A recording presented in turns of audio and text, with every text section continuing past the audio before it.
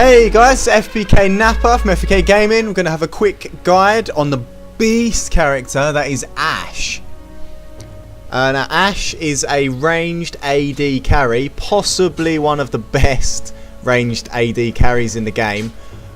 Definitely one of my favourites. I like playing Ashe quite a lot. She just brings so much to the team. She's so much more than just a carry. Let's take a look at some of Ashe's abilities. Ashe's passive focus means your crit chance will go up a certain percentage every 3 seconds. This is brilliant because every time you're out of combat for a little while, you pretty much get a guaranteed crit as soon as you attack someone for the first time. Ashe's first ability, which is a toggle ability, you have to turn it on. Do remember to turn it off, otherwise you will waste all your mana, is Frost Shot, and it will slow the target depending on what level you've got it at. This can be a really big slow. It's very, very helpful in catching up to running away enemies, slowing down enemies that are chasing you. Very useful slow. Ashe's second ability, Volley, fires a cone of arrows in front of Ashe, dealing damage, and also the arrows apply the current level of Frost Shot. And that doesn't matter if you've got Frost Shot toggled on or off. So if it's off, it still applies the slow to targets. Ashe's third ability, Hawk Shot, a very underrated ability. Its passive is every time you kill a minion, you get a certain amount extra gold. And when you activate it, you fire a hawk to scout to a location, revealing all enemies and terrain it fires towards. This is basically a targetable ward that shows you everything in the path that it takes. This is a brilliant skill. If you use this correctly, this can change the game, really. This can show if you're going to be ganked soon. This can fire into an area. This has such a massive range on this ability as well. Like, you can shoot from the edge of the base to check out Baron or check out Dragon, which can just be so useful to your team. And finally, Ashe's ulti, the beast Enchanted Crystal arrow. This fires a large arrow in a straight line anywhere across the map. This can go from your base to their base. It's a map-wide ultimate. This ultimate, when it hits the target, it damages the target and also stuns the target, and the stun increases depending on how far the arrow's travelled. So if it's a long travel, you get a full 3 seconds. If it's only a short travel, you might get 1.5 seconds, something like that. It also slows the targets around the target hit by the arrow. So you get a stun and an AoE slow. This is a targetable stun. A cross-map targetable stun. This is a ridiculous ultimate. This can be a complete game changer. If your team is having a fight bottom and you're mid, you can shoot an arrow from mid and stun everyone at bottom. Your team picks up the kills, easy peasy. You get assist as well, which is brilliant. But you're not even anywhere near the fight, and you've changed the whole game for your team at bottom. If someone's running up from bottom being chased by gankers, you can shoot an arrow down the river, bang, like you've stopped them chasing, your teammates got away, you've just saved the day from not really doing anything. Such a useful ulti. That's another thing that makes Ashe more than just a ranged carry. She brings so much utility to a team as well. Okay, that's enough about the abilities. I'm sure you know them anyway. Just a quick recap over them. I'm going to take a look at my item build, bearing in mind that this is a guide for an item build. This isn't set in stone. This can change depending on what's going on in the game currently, depending on who you're laning against, depending on how well you're doing in the game. Are you getting focused? Are you getting CC'd a lot? Are you getting stunned? Are you being completely left alone to dominate whoever you want?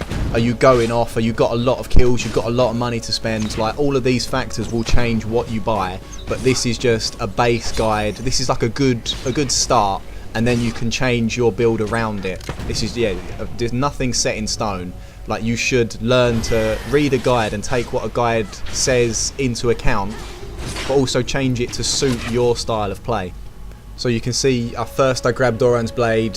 Sometimes I don't grab Doran's Blade, depending on where I'm going to be, who I think I'm going to be up against. Sometimes I'll grab the Vampiric Scepter first, just for the lifesteal to keep me in lane longer.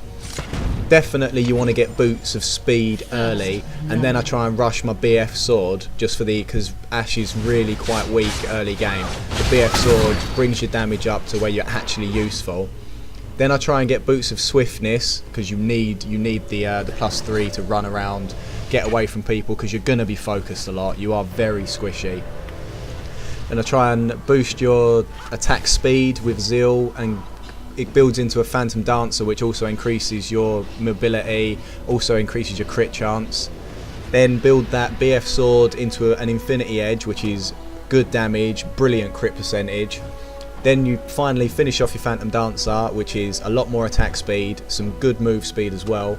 Then Vampiric Scepter, building into a Bloodthirster for more life steal and damage. And then after that, just because we're really not very tanky, so we want to be able to get out of there, I usually grab a Banshee's Veil, so any CCs or any nasty spells coming my way get blocked, and I can blink, or flash, not blink, or ghost away.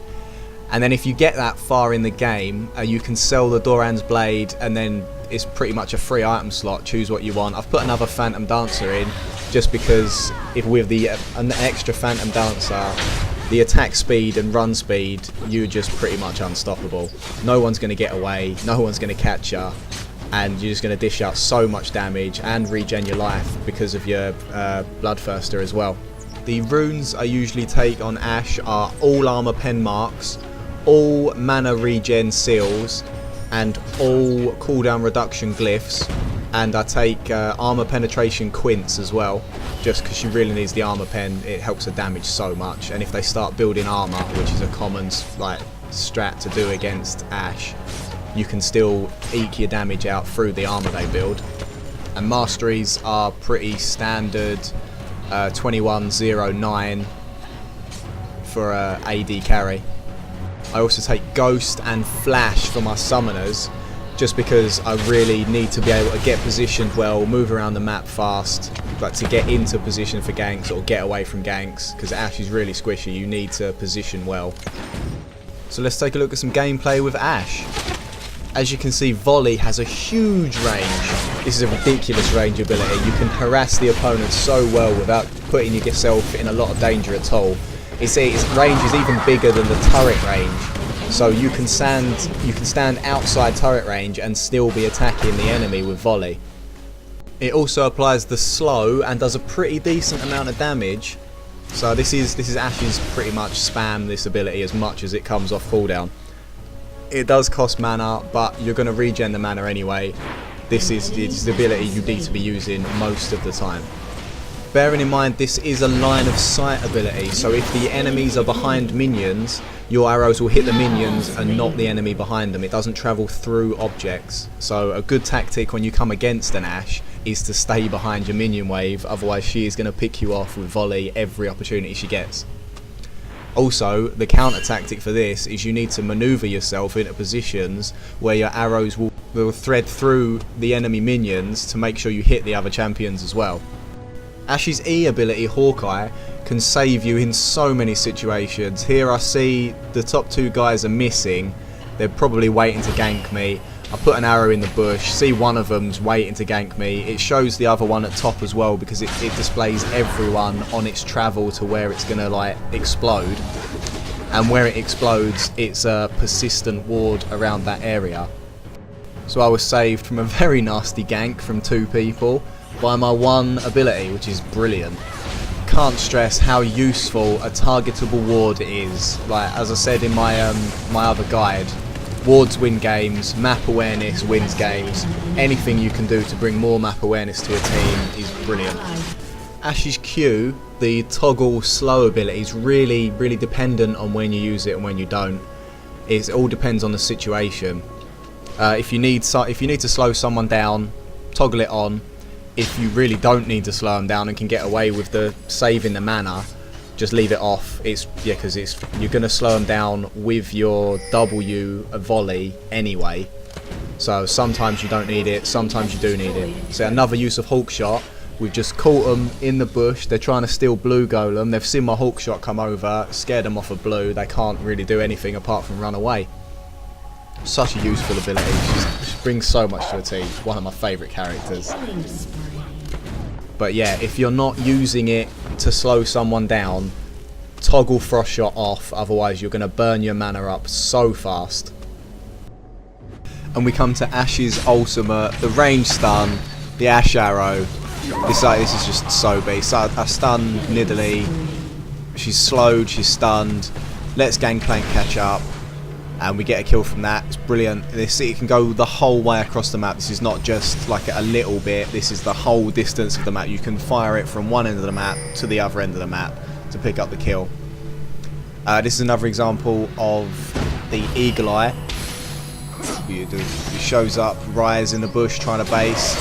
Frost Shot on, slow him down, he's not going anywhere. Get the volley, do some damage, pick up a swift kill.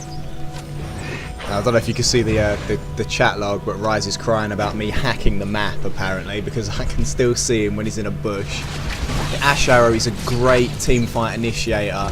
Just pick out a squishy, stun him, hopefully your team rushes in, everyone takes him down fast. You see I initiated on Rise there. He's not that squishy, but we still end up initiating the team fight. We're in a good position because most of their team's slowed. You see me stunning Nidalee inside Gangplank's ultimate. She goes down so fast. So it's just a more team fight initiation for me, like starting the fight with the arrow.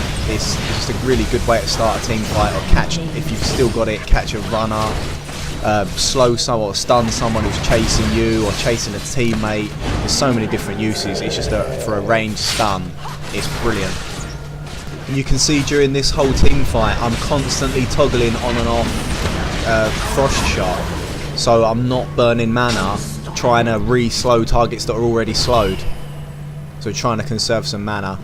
Here's placing wards. Wards on Ashe are really important. Wards on any character are really important. I'll cover wards in another video. This has been my guide on Ashe. I've been FK Napper. Thanks for watching, guys. I'll see you next time.